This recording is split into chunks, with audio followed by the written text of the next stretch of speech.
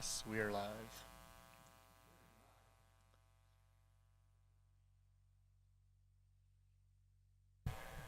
All right, we're going to call the July 28th regular council meeting to order.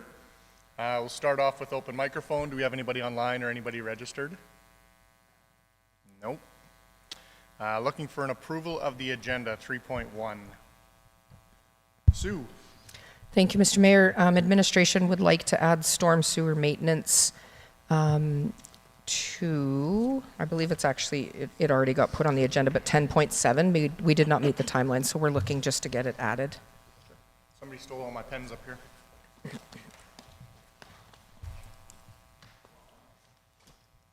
You have pens right there. They're right behind your monitor.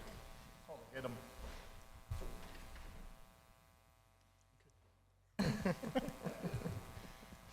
10.7 storm sewer. Anything else? Nope. Looking for a motion to adopt as amended. Councillor Blatz, those in favor? Carried.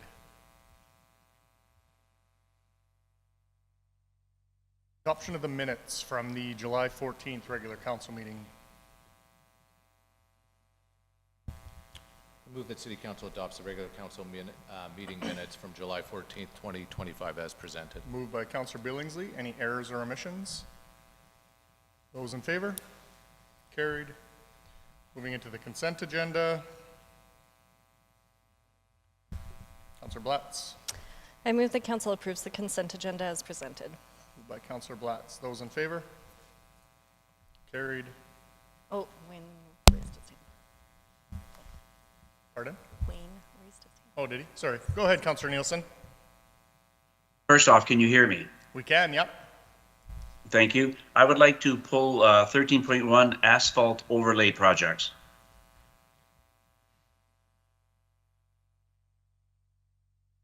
Okay. We will redo the motion consent agenda as amended. Councillor Blatz, you still good with that? Yep. Those in favor? Carried. Aye.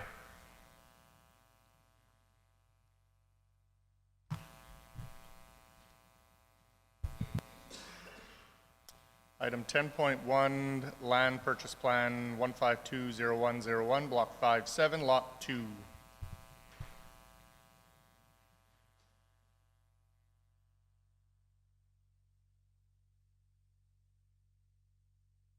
Good morning, Council. The city sold the land described as Plan 1520101, Block 57, Lot 2, with municipal address 3501 48th Street. There is 12.388 acres there to second floor development with a closing date of January 31st, 2023. The sales agreement further required that a development permit to be obtained no later than January 31st, 2025. On June 16, 2025, the city of Wetaskiwin notified the purchaser that had failed to comply with the sale agreement as the development permit had not been obtained for that location. The city therefore gave notice that it would exercise its right to purchase the land on July 17, 2025. Per the sales agreement, the city has the option to repurchase the land at 75% of the sales price. The land was sold at $557,572, so the price was estimated based off the number of acres sold. Administration hereby requests that council approve the purchase of that piece of land from second floor development at $416,679, plus a contingency of $15,000 to cover legal fees and transfer costs to be funded from the land sales reserve. Councillor Blatz.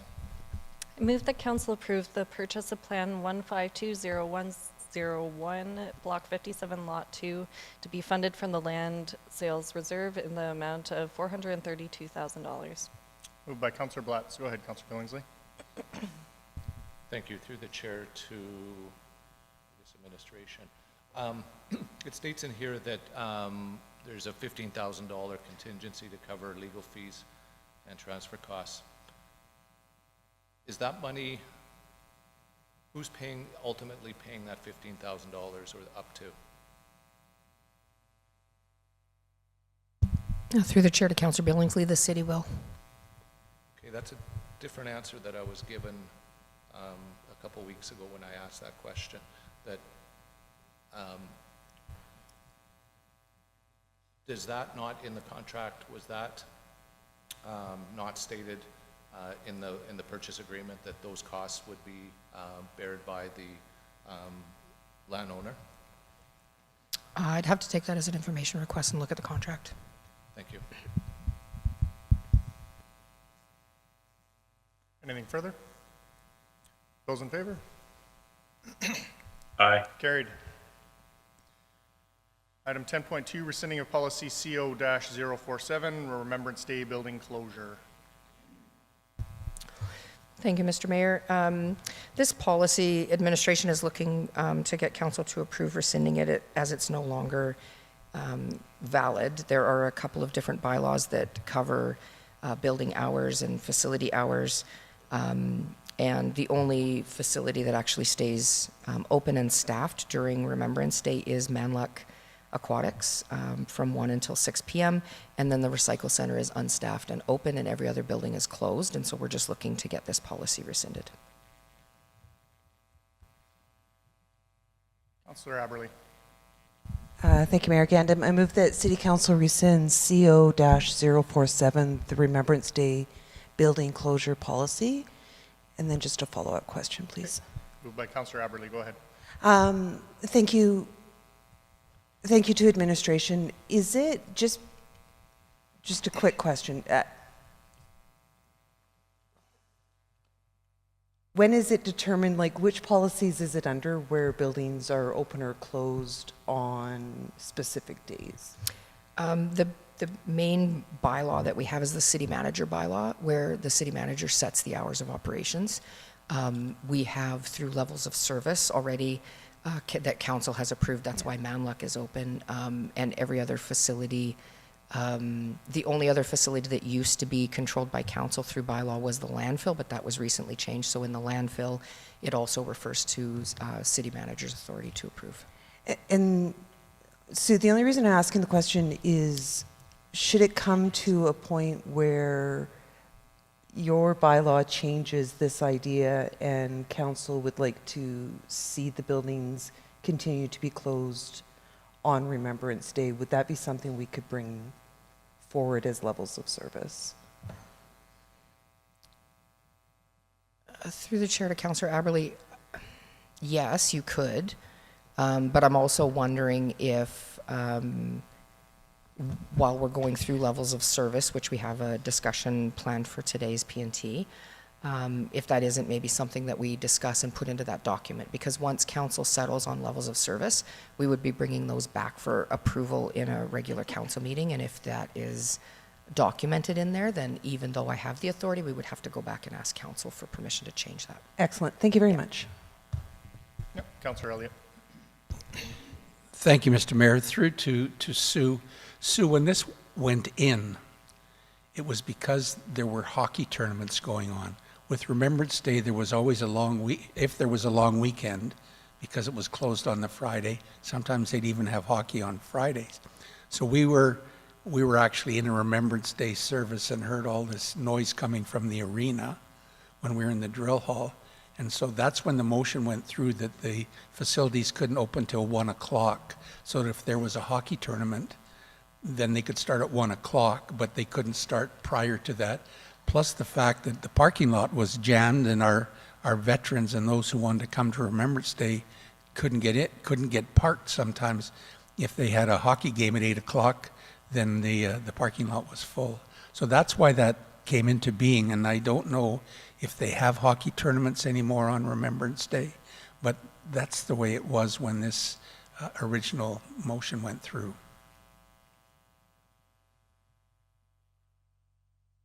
Anything further?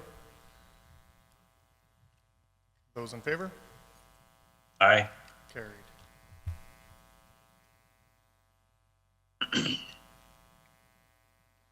Rescinding of policy procedure CO-02401. Thank you, Mr. Mayor. Administration is also looking for the procedure, CO 024-01, to be rescinded. Back in 2018 or 2019, we ended up splitting up the surplus property out from all other properties that are owned by the city. I should say assets. So property, land, and buildings are separate.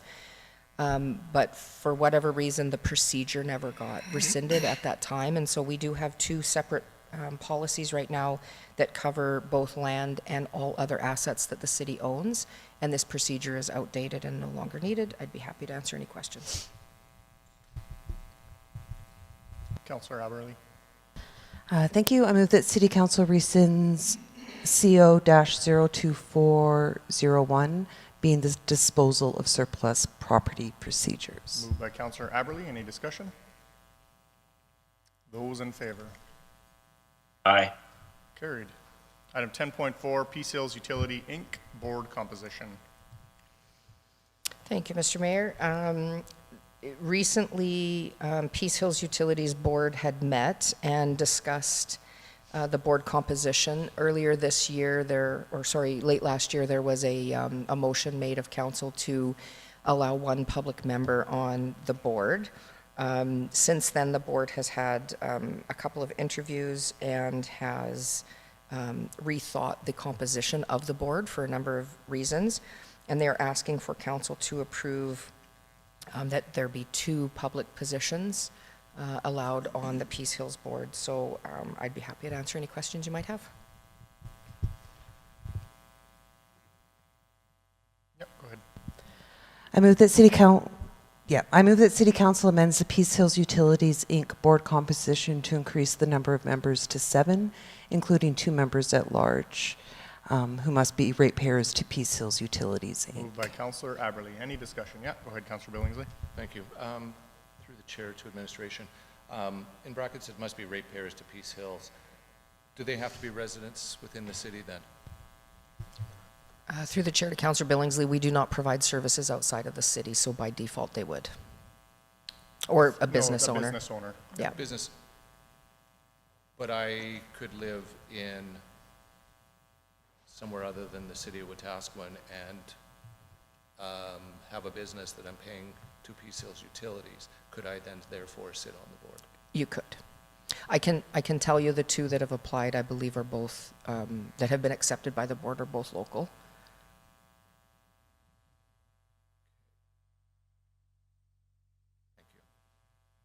Thank you. Anything further? Yep, Councillor Aberley. Thank you, Mayor Gandam. Just to Councillor Billingsley, when we were discussing this as a board, it was to look at, there are, yes, I understand taxes and what am I trying to say? Those members that have to be residents of the city of Wetaskiwin, but as we're looking at this different incorporation, it really was to look at, and I hate using the word as well, but all stakeholders. So if you are a business operating in town, you are operating and using the service, even if it were to expand outside of city limits, you should have a say or have the potential to have a say in that. And so then it was the recommendation of Peace Hills Board to do it this way? Yes. Thank you.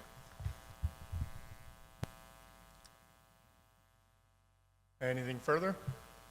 Those in favor? Aye. Carried. Item 10.5, display of flags policy, and this could be big for those vexillology people. Go ahead. And good morning, Council. The city currently has 2 documents that manage the display of flags. This policy is an amalgamation of both documents. If this new policy is updated in past administration, will rescind one of the existing policies, making this the only formal policy on flags displayed on city property. There are 2 attached policy drafts. Flag Policy Draft 1 seeks to remove potential conflicts with community groups or organizations, allowing only the 4 flags currently flown. Administration's recommendation is for Flag Policy Draft 1. Should Council wish to include flying of other flags, administration has developed flag policy draft number 2 to accommodate that, and the only difference between draft number 1 and draft number 2 are the red wording in draft number 2. Be happy to answer any questions.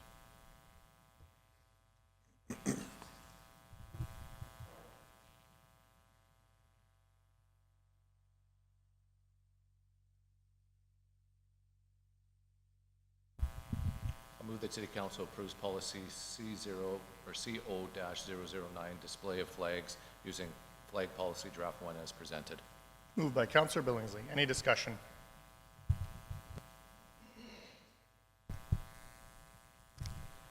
Just a comment or a question, I guess, through to administration.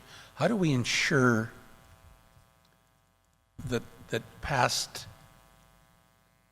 people who've been on council and things are remembered with the lowering of the flag?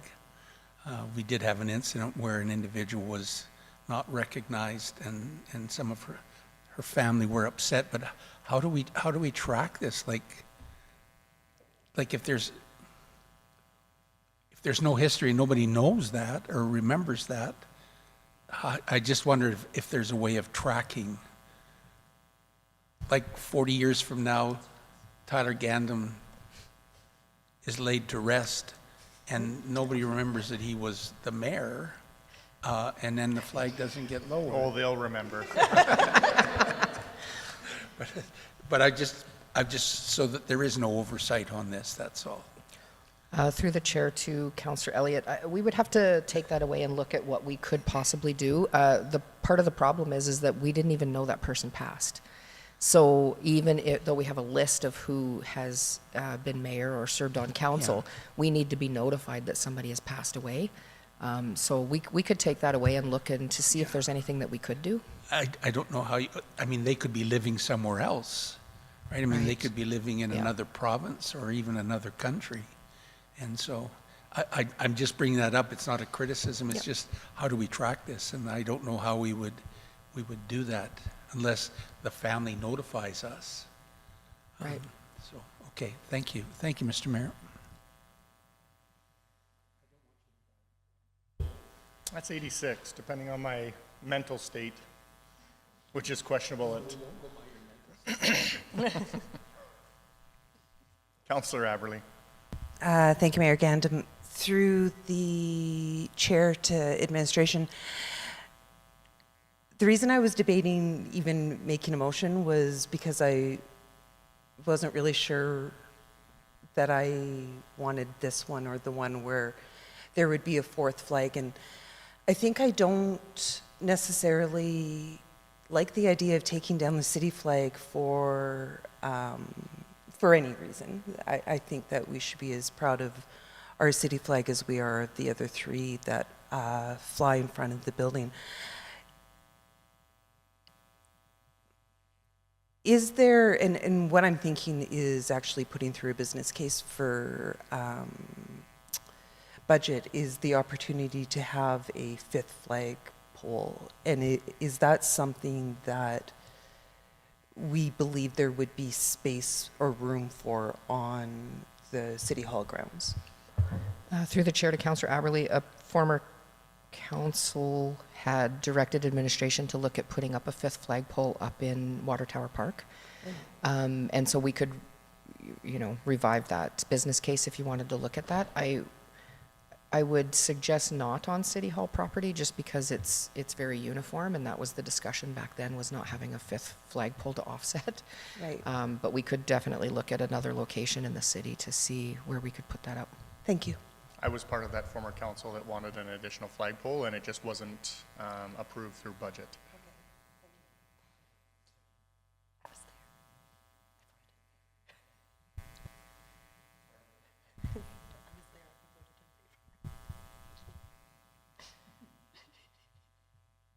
Anything further?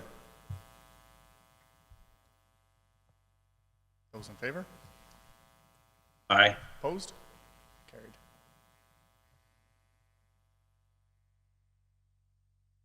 Item 10.6, video surveillance policy update.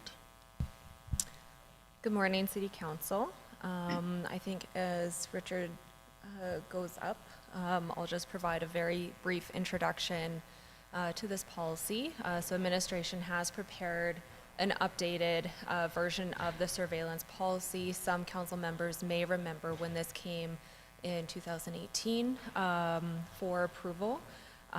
This policy is meant to set out updated guidelines before administration carries out the work approved in OBC 24-33502 and Capital Charter with the same number.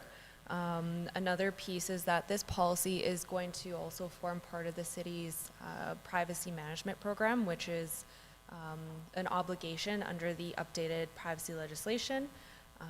And I'll pass it off to Richard for questions and some more detail on the policy.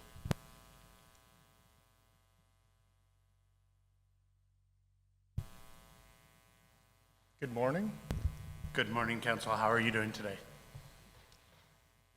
So video surveillance technology is increasingly used by municipalities to enhance safety, protect citizen assets, city assets, and deter illegal activity. This update is brought forward to ensure our video surveillance policy reflects modern practices and aligns with new privacy legislation. This builds upon and replaces the original 2018 version of Policy PS 009, of video surveillance in public areas. The revised policy supports transparency, safety, and lawful surveillance practices while protecting individual privacy. I'm not going to read the policy because I won't. So, thank you. So any questions? No, and we appreciate that. Councillor Blatz. I move that City Council approves the updated surveillance policy PS-009 as presented. Moved by Councillor Blatz. Any discussion? Those in favor? Aye. Carried. Thank you.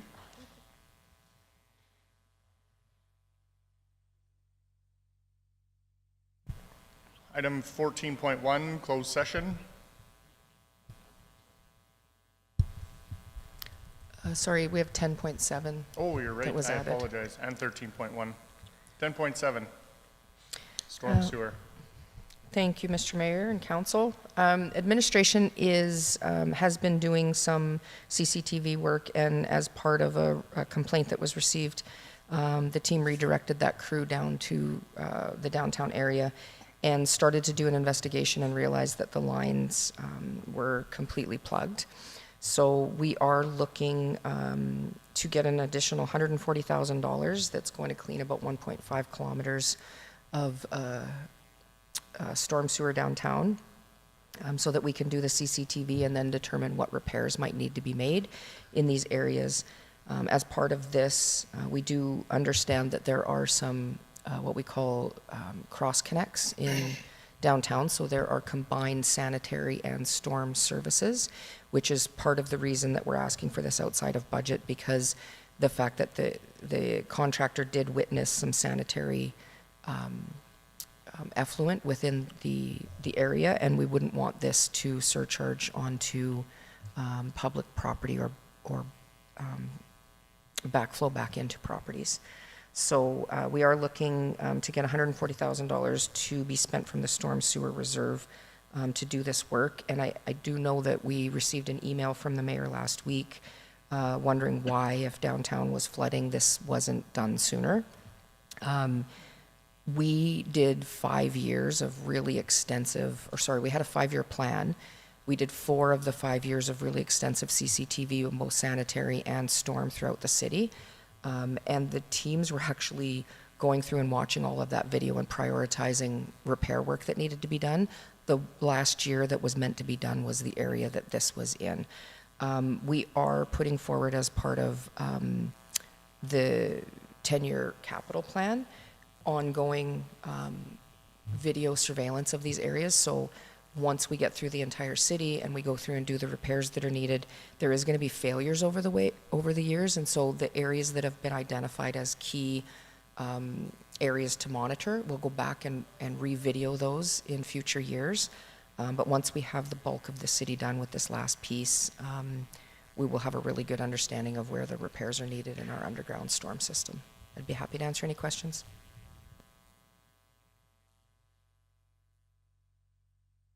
I have a question, Mr. Mayor. Go ahead. Thank you. Through the chair to Sue. The cost is being borne out of the stormwater reserve, but you also mentioned that there was a waste component attached to, I guess, the problem that had been identified. So is there any kind of cost sharing between the city and Peace Hills Utility then because of the waste concerns? Through the chair to Councillor Nielsen, not at this time. Once we identify where the cross connects are, then we can talk to Peace Hills Utilities about the percentage that may be required for them to maintain this line.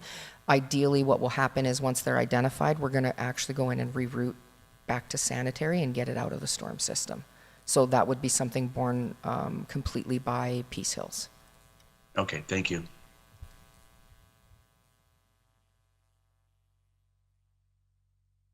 Councillor Aberley. Thank you, Mayor Gandam. I move that council approves up to $140,000 to be funded from the storm sewer reserve for storm sewer maintenance. Moved by Councillor Aberley. Any further discussion? Those in favor? Aye. Carried. 13.1, the FIR 2025-021 asphalt overlay projects. Go ahead, Councillor Thank you. Nielsen. Yeah. Thank you. I had recently put in a formal information request on this topic and did get an appropriate response, I think. But I had some questions coming out of that, and I guess through the chair to Sue, how do we discern between a simple overlay project versus what's termed a reconstruction, which then requires resident contributions to the project? Through the chair to Councillor Nielsen, there's a couple of different methods that we rely on. Typically, when a road is going through local improvement for reconstruction, the base has completely failed on the road. There would be multiple things like utilities have failed, the base has failed, sidewalk, asphalt. A local improvement is more of a, I guess, an end-of-life situation for the majority of the assets that are there, whereas an overlay is just spot repairs here and there, and we can put a lift of asphalt on and preserve the road for another 10 to 15 years. Thank you. A follow-up then. I received a phone call from a resident in an area where the road has been previously looked at as for a infrastructure surcharge form, which was turned down. Their concern expressed to me was, do we have a situation where, due to a lack of ongoing maintenance, the road got to the point where a simple overlay could not be done and has to do a full reconstruction? And how do we discern then between a lack of maintenance on the city's part versus the extra costs borne by the resident? That's a very good question. I don't think I have an answer readily available. Would I guess that there may be some situations like that? Sure, but I don't have all the history, so I'd have to look into it. I could certainly take that as an FIR, and we could investigate what work has been done on that road, and then provide a professional opinion on whether or not we think that the city failed to maintain it properly. Sure, and I thank you for that. And I'm not looking for that FIR at this point, Sue. I know that in talking with the resident this past weekend, that is the argument that he would be presenting to his neighbors in terms of potentially challenging the city, billing them for road work. So it may be something that needs to come forward in the future, but right now it's not something that I'm requesting at this point. Thank you, Sue. Yeah. That's it for me. Thank you, Mr. Mayor. Perfect. Do you want to make that motion, Councillor Nielsen? Sure, I would so move that. Any further discussion? Those in favor? Aye. Carried. Now, item 14, closed session.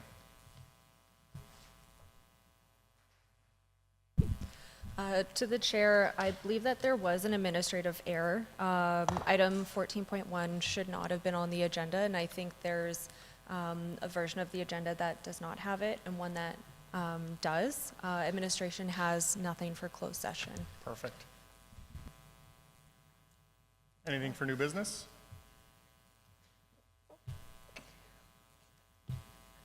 Adjourned at 0931.